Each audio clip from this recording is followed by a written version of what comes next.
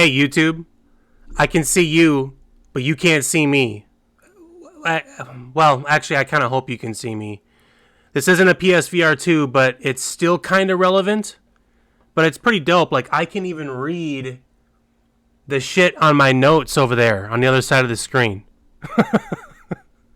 Let's get into it.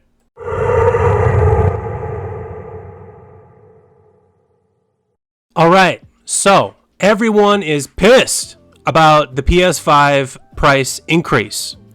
But on this channel, I want to focus on something positive. And so I have something positive to share with you.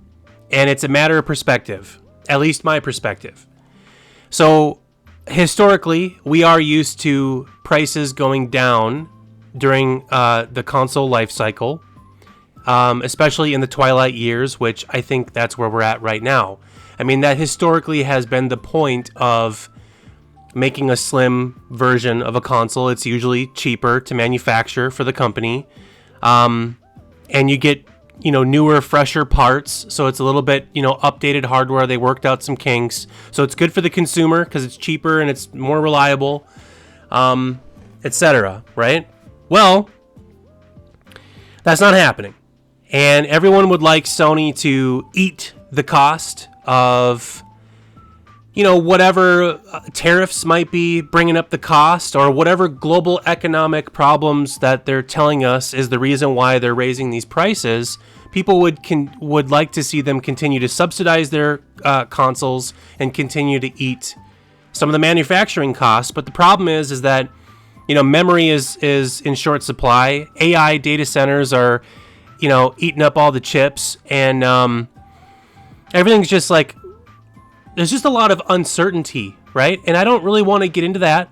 What I want to focus on is these two headsets back here. And the reason why they're comparable now is because they have a lot of similar specs, which we won't get into like super specifics, but they're very similar in price. So the PSVR 2 launched at $650 in, what was that, February of 23, which was $150 more than the console itself, or something like that. And that was absurd because there's not a lot of people who play VR to begin with. And there's a lot of PSVR 2 gamers out there now. But here's what I'm trying to get at. That was a couple years ago.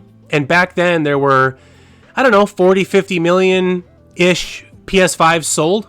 And that has pretty much doubled over the past couple of years. And so now there's like 70, 80 million PS5s floating around out there. The numbers might slow down now because the prices, you might be pricing people out. But what I'm trying to get at is a lot of people have PS5s, okay? And so you might be lucky in that you can avoid these price hikes because you already have one. And that's great because now the only thing that has gone down in price is the PSVR 2. That has seen more than double of a price cut. And I'm pretty sure it's because nobody's buying them. I don't think it's because Sony's generous. I just think the demand isn't there. And I should have looked this up. I don't know if they're actually manufacturing them. I think they are. I don't know. But there, you can go on the Sony website and buy one off direct from the manufacturer, or you can just, go online. I would get a brand new one because it's only $300, and so is the MetaQuest 3S. They're both about the same age.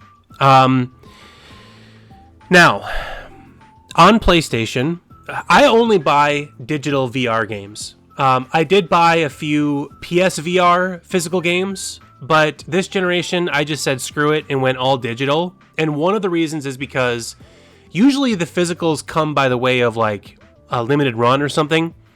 So they're not even like making it to retail per se.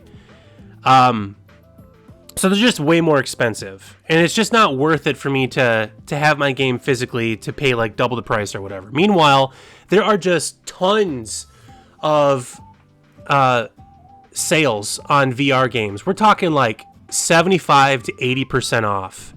So every VR game that I have bought on PlayStation, I have put in my wish list, and I literally just wait for a sale. And you don't even have to wait that long, like 2-3 months max. There are frequent sales on the PlayStation Store for VR. I can remember like the Stranger Things game, the Jurassic World game, so many. A lot of these little smaller titles like Fisherman's Tale and, all kinds of stuff, dude. And even the AAA stuff, like I've seen, the Horizon Call of Mountain go on sale. I've seen, the Alien game go on sale, the Metro game go on sale. Some of these bigger titles that you're going to want to check out, I've seen price cuts in 3 months. We're talking $20 off the price. And with those games that I mentioned that were super cheap, 75 to 80% off, we're talking less than $5 for these games. Now, if you go over to Quest, I don't see as many sales on the Quest store, but there is a decent amount of games in the Horizon Plus catalog, and then you get free games every month. And that's the thing that sucks about PlayStation is they never give you free games in the your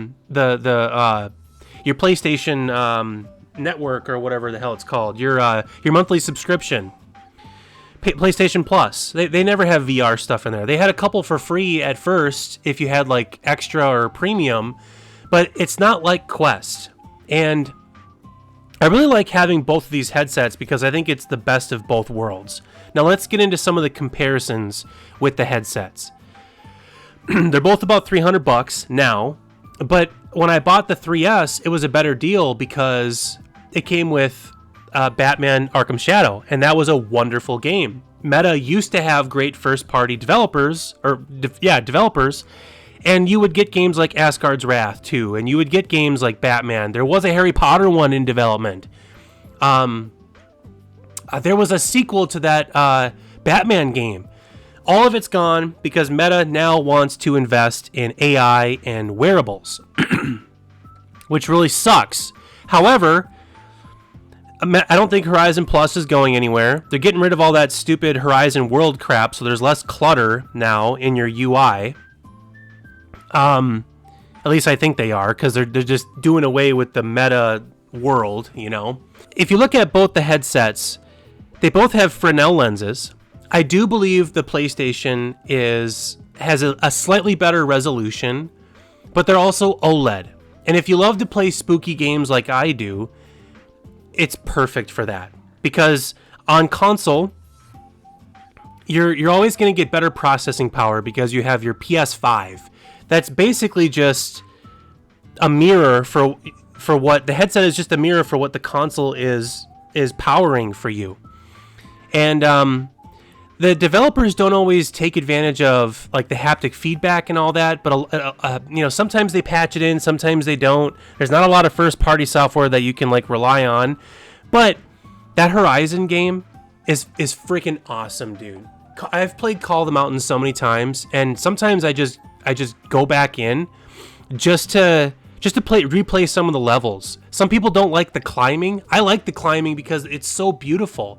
And I wish I had a PS5 Pro because people say it looks even better, and I'll have to wait till the PS6 for that. But so it's great for spooky games because of the OLED panels. But on the Quest, you get color pass through, right?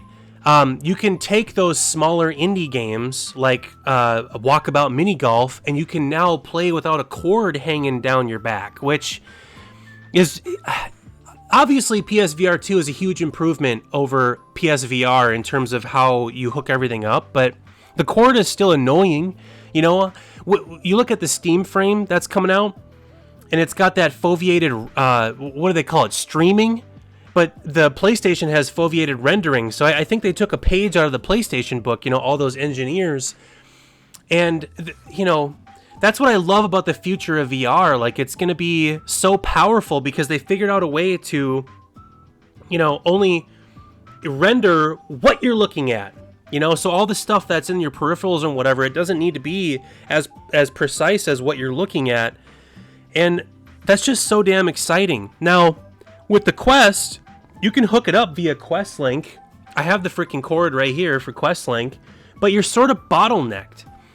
because from what I understand, there's only 10 gigabytes per second of data that can pile into the little port that's on the side here, right? So this guy, you're bottlenecked, and I have a high speed like USB-C port on my computer, but it doesn't matter how fast it is because you're bottlenecked with this. And so what that means is you're going to have to, even if you hook it up to your PC, you're going to have to go in and tinker with settings. You're going to have to, dial back the frame rate or whatever. And it, to get like Half-Life Alyx running on that and for it to be crisp, I spent an entire weekend tweaking with settings because I got it to play, but it's like you got to a certain point where there's just a lot of shit going on screen, and then it acts all funny, and so you have to pause and go back in and tweak everything. And the reason I'm bringing this up is because you don't have to deal with that on PlayStation. It's really set it and forget it, and I think that's always been the benefit of consoles. But for VR specifically, that helps me out so much. The only thing that I've really ever had to tweak was just like some accessibility stuff. Like sometimes like the Metro game, they had it where the controls were all goofed up. They were like tank controls almost. Generally speaking, in a VR game, you move with your left and you control the camera with your right. And they had that backwards in the Metro game, so I had to go in there and switch that around. But that's nothing compared to all the tinkering you're going to have to do on PC. So I think Steam Frame's going to do away with most of that. But right now, like the most accessible way to play PC games is with your $300 Quest, and you're going to have to buy a cord, you're going to have to tinker. You also have to... I have an RTX 4060 in mind. A lot of people don't have that, so... Even if you want like to expand your library and get Half-Life Alyx, because yes, it's that good, you're also going to have a pretty beefy PC. So now it's $300 plus a PC. You're probably looking at like $1,000. It's the same thing with PlayStation. But wait, most people already have a PlayStation, and so you can just go get a headset if you don't have one for $300. And like I say, you've got all these friggin' games that are constantly on sale. Constantly. That was always my mindset, right? Because I bought in for like damn near $700, or maybe it was with like tax and all that. But it's like, all right, I am not going to pay full price for these games. I'm going to buy games for $5 or $10 a piece because I've already spent, I bought my PlayStation at GameStop in 2021 when there was a chip shortage and they were hard to come by.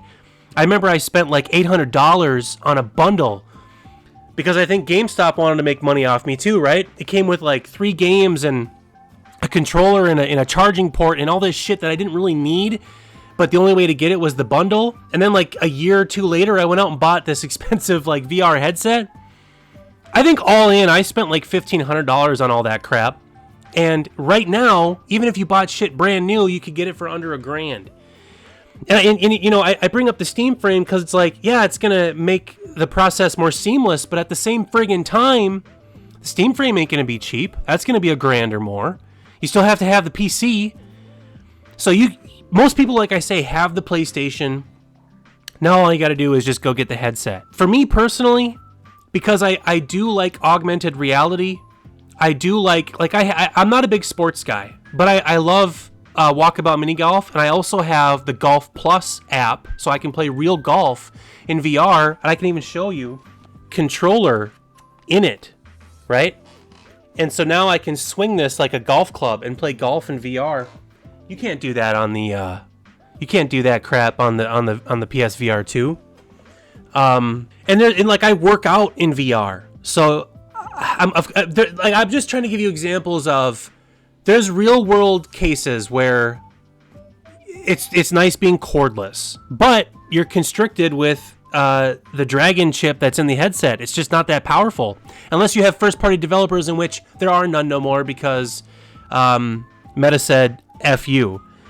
So, but there's so many. I mean, dude, if you were like ever on the fence, there's so many games on the PlayStation Store. I'm an avid VR fan and I can't keep up with them, but that's just because of time. Like, there's not that many games, but you know what I mean? Like, I I just don't have time to play everything. So if you want to try this cool new thing, at least go on there, buy the games, support the developers.